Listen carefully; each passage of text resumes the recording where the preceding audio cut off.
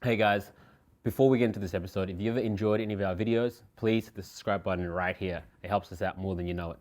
So peace, enjoy the episode.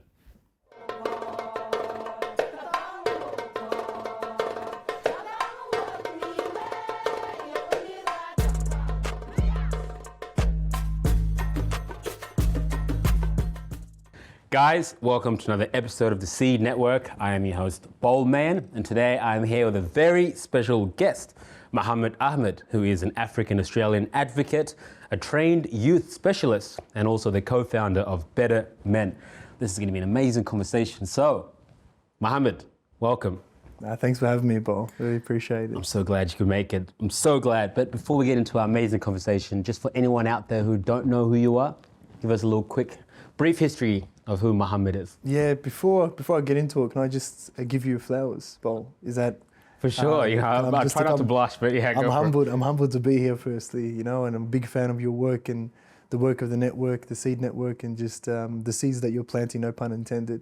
I'm a big admirer of the work, so I just wanted to kind of get that out the way and give you flowers before we kick off, and this is a seed that the community sees, It means a lot. I wasn't expecting that, honestly. Thank you so much, and it's amazing to hear, and honestly, thank you. You're an inspiration to me as well, so to hear that from you, it's both ways, man. So thank you so much, man. Honestly, thank you. It means a lot. Who is Mahamed Ahamed? Look, Mahamed is a father. I'm a father. I'm a son. I'm a husband. I'm an African young man, Australian born, Australian raised to parents of Somali heritage. So very passionate about my identity, my roots, and where I'm from, and it's just a man of many hats and many things, and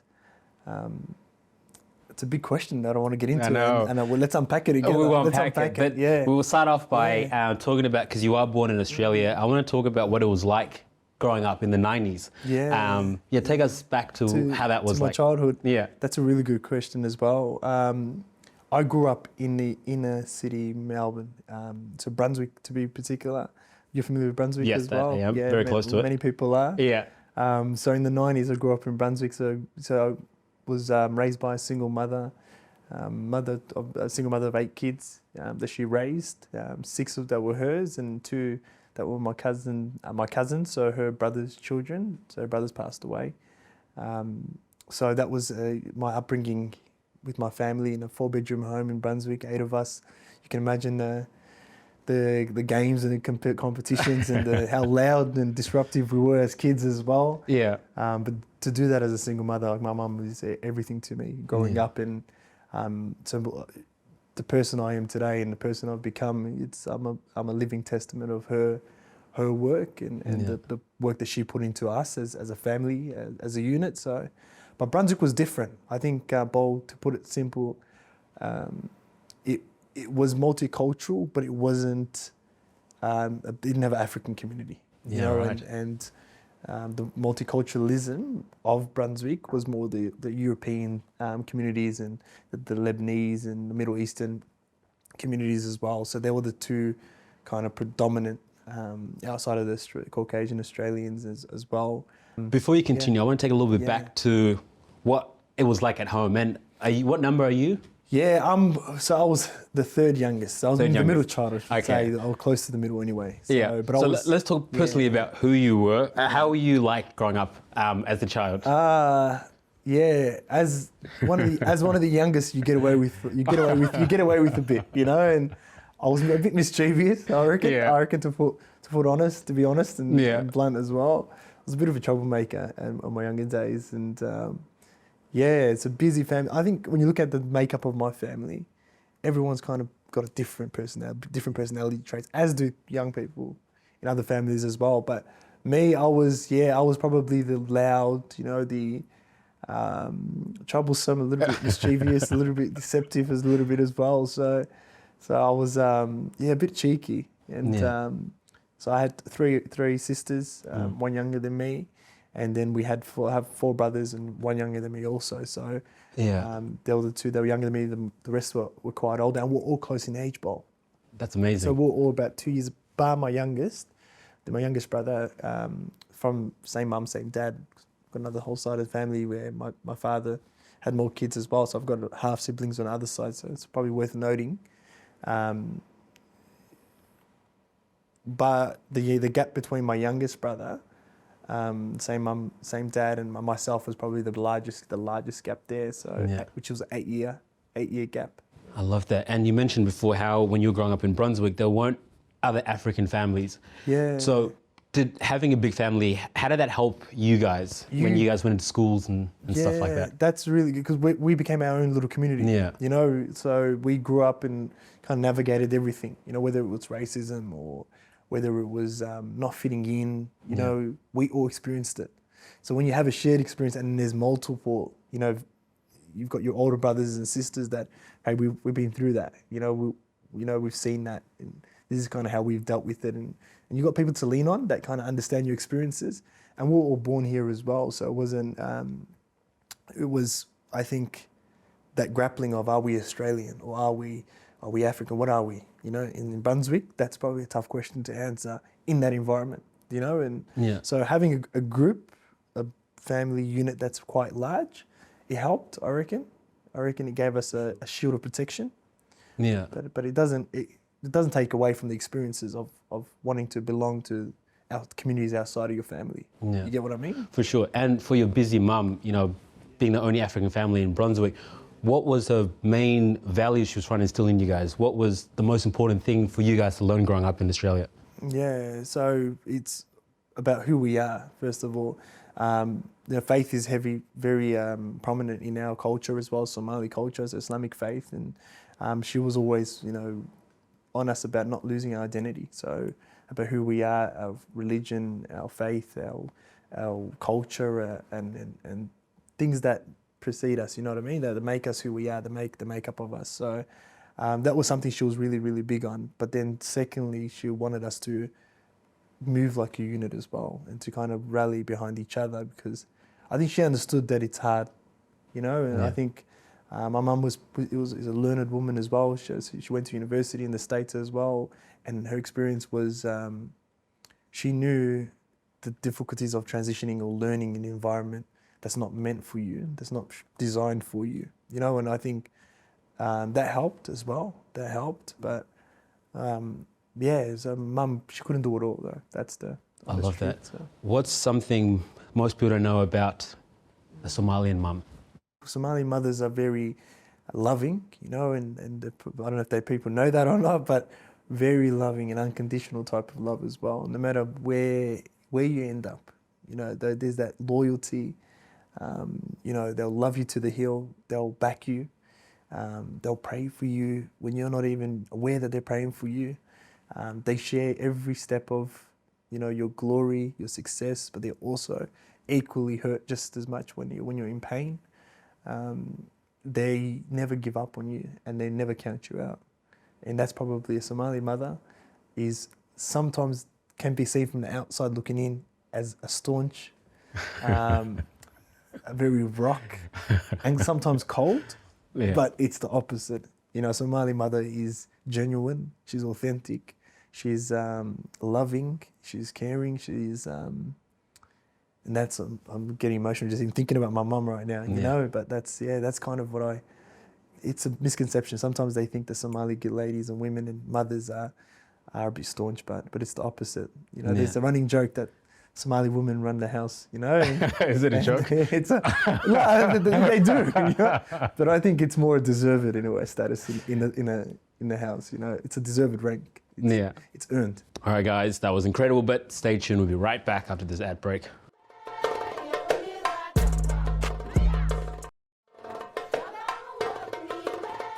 Welcome back, guys. If you've joined, I'm your host, Bol Mayan, and I'm here today with Mahamed. So, Mahamed, that was amazing to hear. I want to know a little bit about your relationship with your mother. How is that like? Unbelievable. You know, I think it's a relationship that's grown, a relationship that's strengthened, but I've always had that connection with mum. So I think it's, for me, reflecting on it, she's been there for every step of my way, you know, the good, the bad, everything in between, you know, and she knows that. She knows the love I have for her is unconditional. She's my support system. She's my pillar. She's my rock. And you might get the same response from a lot of my siblings as well. So she's been that consistent figure in our lives anyway, single mother, and she kind of led the way for us. Yeah. So, yeah. And it's amazing, a lot of single mums have done such a great job raising men like yourself and other incredible children. But what was that like, not having a father around? Yeah, look, it's hard, when you think about it, we grew up in the 90s, in the early 2000s. For a young black, African person of faith as well, you got to throw faith in there. It's another pillar, because especially around that time, it was tough. The early 2000s, when the whole 9/11, all that was going on. So it was a tough time to even be Muslim around that point. So it was really tough navigating that, and when you do have to navigate, those important years of your life and your teen years and your formative years without a father, it's difficult. My mum did a great job. She did the best that she could, but she couldn't play all roles. That's the reality. And as strong as she was, I think you need that connection with your father that you're longing, and you need to kind of guide and tell you things from a male perspective. Does that make sense? 100%. Yeah. And I think that's what we missed as well. Not just to the men, also for the girls as well. They didn't get that angle. So there's stuff that we got to work through. The older we get, and patch, knowledge gaps and things that other children from two-parent homes benefit from. So, yeah. Love that. And you are a father. How many kids do you have yourself? I've got 3. And how many boys and girls? So I've got 2 boys and a girl. So my daughter's the middle child. So shout out to my kids if they're watching, and 3 beautiful kids. I'm blessed, man. So I've got a beautiful wife as well, and a support system that I think that's what kind of inspires my work and what I do and who I am, my being. And it's not trying to be, better than my dad or better than one. I just want to set an example, or for them to, an expectation that, hey, this is what fathers are, this is what fathers do, and fathers are around. And I love that. And that's amazing, because you are a father now, and you get to decide what values you want to instill in your kids, and what you want to teach them is up to you now, and obviously your wife as well. But what are the main things you want to instill in your kids? Yeah, look, I'm very simple. I just want them to be good people. First and foremost, I want them to be great people. I want them to be honest individuals. I want them to be, loving, and I want them to interact with people and leave interactions knowing that they've benefited people that they engage with. And if they kind of have an attitude of service, giving back and supporting, feeding this machine that's called community and playing their part, I think I would have raised good kids. So if they're going to take anything from me, I think that's what I want them to take, is understanding to serve. You need to serve in order to succeed, and that's something that I'm passionate about, and a value that I kind of embody. For sure. You talked about before about being a male, a black male specifically, growing up in a different country. And I want to talk specifically about your boys now. How are you getting them prepared for that and for the things that they might face? I know they're really young at the moment, but... Look, we currently live in the southeastern suburbs of Melbourne at the moment, and even though it's a melting pot, the school that they go to, they don't have the largest African population. So there is, especially for a young black girl, you know what I mean? There's also that, the challenges around, the way girls are forming their relationships and whatnot. Exclusion sometimes happens a little bit more. But for the boys, what I'm kind of focusing on at the moment is for them to love who they are, to understand, hey, I'm black, I'm African. This is part of who I am, I'm Muslim. This is another part of me, and there's all these parts of me that people don't have to connect with every part of you, or understand every part of you, accept every part of you, as long as you accept every part of you. Do you know what I mean? And that's, I think, a deal breaker for raising resilient kids and confident kids. There has to be a lot of pre-work done for them to kind of understand who I am, like the first question you asked me today is, who are you? And it's a tough question. And I reckon that's a question that I struggle to answer. And I might give you 10 different responses. And the older I'm getting, the more I'm realizing that if I had done a bit of pre-work early on to kind of help me understand who I am and what I'm about, I think my life would have been different, good or bad. I'm not sure, but I reckon I would have been, my self-awareness at an earlier age would have been a lot higher. Yeah, and being a male yourself, and you were once upon a time a teen young male. What advice do you have for any sisters or mothers or fathers who have young boys around them who might be lost at the moment, who might need some help? Yeah, that's a really good question. And not, understanding families don't always have an older brother. So for me, my advice to them would be put the young boy in, the young man in environments where they can connect with role models. People who look like them, that kind of have a lived experience that connects with their lived experience through the lens of their being. You know what I mean? Yeah. That's invaluable. It's powerful, that connection. So my advice would be put them in environments, sporting clubs. Make sure that their activities and environments that they're placed in, there's great examples of the type of men they want their boy to kind of become. Because if you don't see it, you don't believe it. So, or tune into the Seed Network. That's another good option. All right, guys, another amazing conversations, but stay tuned. We'll be right back.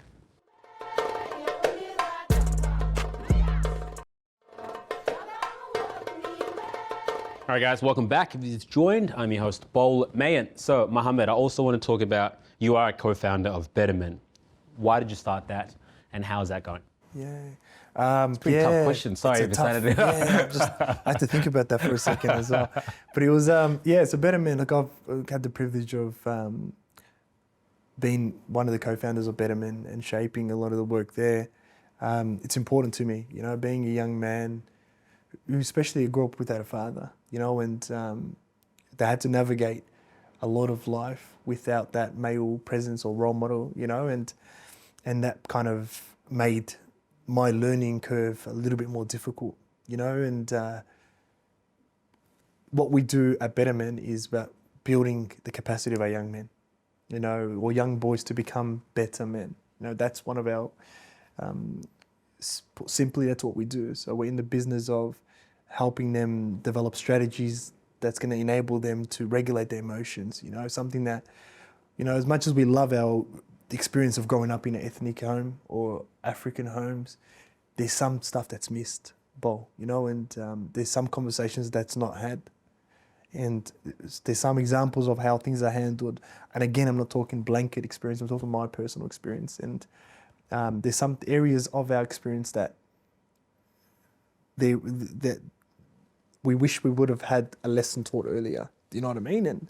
And whether it's regulating our emotions, talking about our mental health and our ability to speak openly about how we feel, and even though our parents try, there's so much going on, and in our experience of growing up, our single mum I touched on earlier, a lot of responsibilities, a lot of pressures. There's limited time to her to kind of connect at an eye-to-eye level at a really young age to develop some of these, So you parent the group, it's hard to parent the individual. That's what a lot of kids in larger homes or larger families kind of experience. So Mahamed, how has being a father shaped the man you are today? Yeah, that's a really good question as well. And I know I've been saying that a lot today. So you're asking some really good questions. You're asking some really good questions. But for me, look, fatherhood, it's a journey that it's difficult. First of all, it's a blessing. It's above all, it's shaped me in a lot of different ways.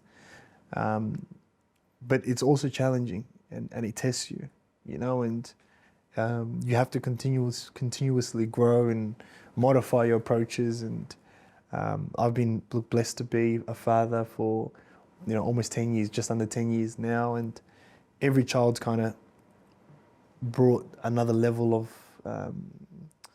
a challenge or a test or a learning opportunity or opportunity to grow as an individual, as a person.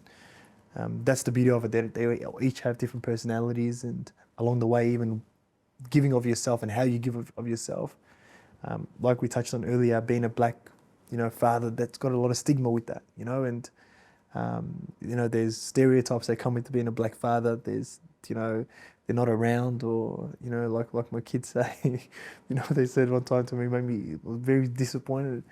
As a joke, the passing joke, they said, oh, so-and-so is waiting for his father to come back from the milk bar, and I found it to be, I said, where did you hear that from? I said, well, I don't know where you heard that joke, but it's insensitive, and that for me was like my first introduction to also, it's, first of all, being present is probably the most difficult thing, we have to continuously check ourselves, and something we get better at. Mind you, I'm a different father from year 1 to year 10. I think I've changed tenfold. I think I'm a much better father today than I was 5 years ago, than I was 2 years ago.